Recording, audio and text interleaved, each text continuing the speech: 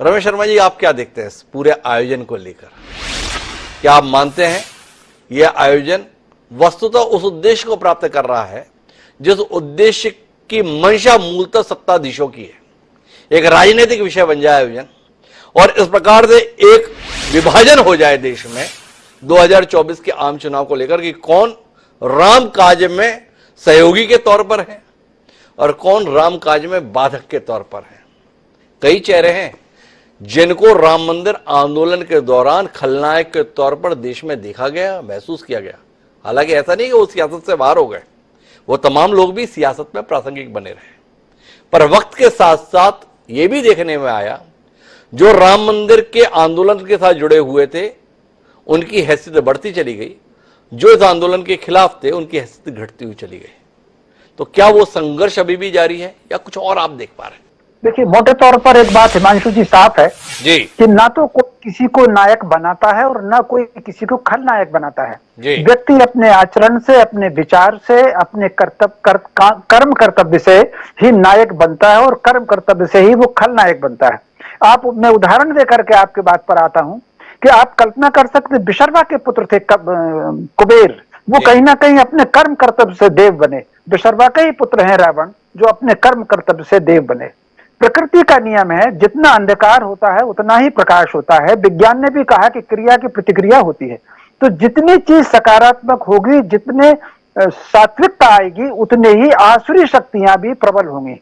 अगर कुछ लोग राम मंदिर बनाने के लिए आगे बढ़ेंगे तो निश्चित रूप से कुछ लोग उसका विरोध करने के लिए भी आगे बढ़ेंगे। तो ये वातावरण संतुलन प्रकृति का है। अब दूसरा सवाल आमंत्रण का है। मैं चूंकि गांव से आता हूं, बहुत ज्यादा पढ़ा लिखा नहीं हूं।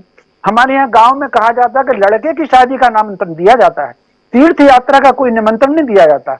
और लड़के की शादी के निमंत्रण में भी जो मौसा और फूफा टाइप लोग होते हैं वो उसमें विघ्न डालने की कोशिश करते हैं।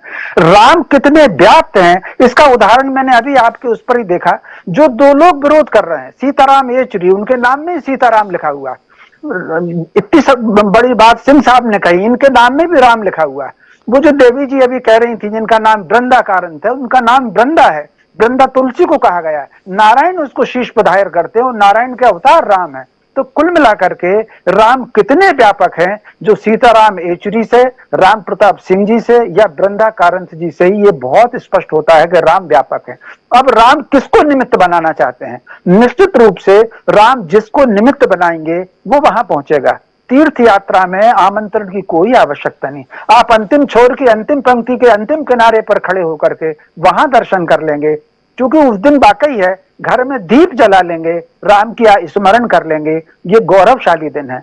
जो लोग आज राजनीति की बात कर रहे हैं, मैं 500 साल के इतिहास की बिल्कुल बात नहीं करूंगा, मैं 1857 की बात करूंगा। 1857 में भी जब ये प्रत्यक्ष रखा गया था बहादुर शाह जफर के सामने, और उन्होंने कहा कि अगर हमारी सत्ता होगी तो हम अयोध्या को मुक्त करेंगे, तो 1857 में भी ये प्रश्न आया। 1886 में फैजाबाद अदालत में मुकदमा आया। 1934 में मेरे ख्याल से संत जी का नाम भूल रहा हूं, संभवतः दिग्विजय नाथ जी उनका नाम था, जब वहां पर मूर्तियां रखी गई, अंग्रेजों ने उस पर प्रतिबंध लगाया। 1949 में जब प्रकट हुए रामलला वहां, तब उस समय भारत के तत्कालीन प्रधानमंत्री ने, तो जो वहां के मुख्यमंत्री थे पंत जी, उनको चिट्ठी लिखी थी कि हटा दीजिए। तब तो भाजपा थी नहीं।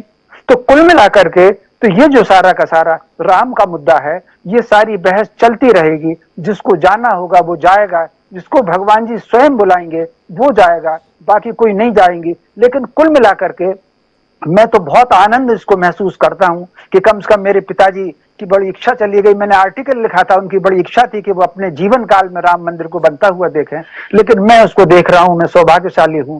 ये बहुत वाकई ये पूर्वजों के बलिदान के बाद आया है। इसको संत जी की बात से मैं सहमत होता हूं, उनकी बात को प्रणाम करके कहता हूं ये रामनीति का प्रश्न है, इसको राजनीति का प्रश्न न बनाए। श्रद्धा के साथ राम का स्मरण करें।